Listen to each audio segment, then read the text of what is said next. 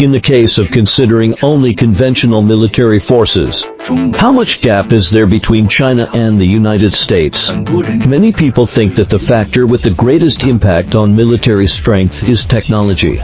In fact, this is not the case. Money is the key factor affecting military strength. As long as the money is in place, technology will follow naturally. Why is the US military so powerful? Because they have nearly $900 billion in military expenditure a year. China's military expenditure is less than one-third of theirs. Judging from military expenditure, China's conventional military strength should be less than 30% of that of the United States.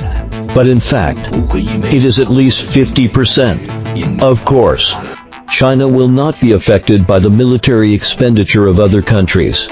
What China does in military affairs is for sovereignty, not hegemony. Although the overall military strength of the United States is still leading, in terms of local equipment, China has overtaken.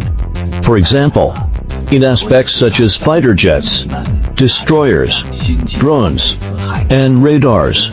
Of course, I don't quite agree.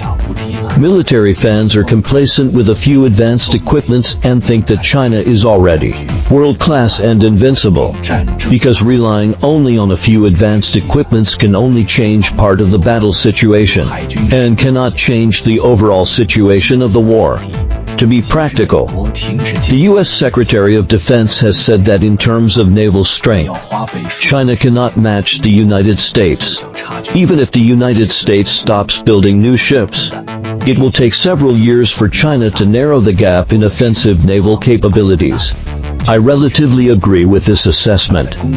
After all, a dead camel is still bigger than a horse.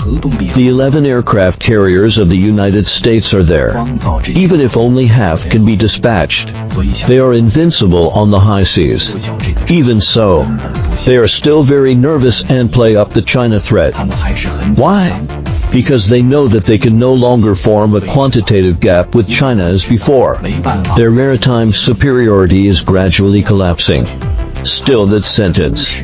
Although military strength is still weaker than that of the United States, China is down to earth and does not engage in military expansion.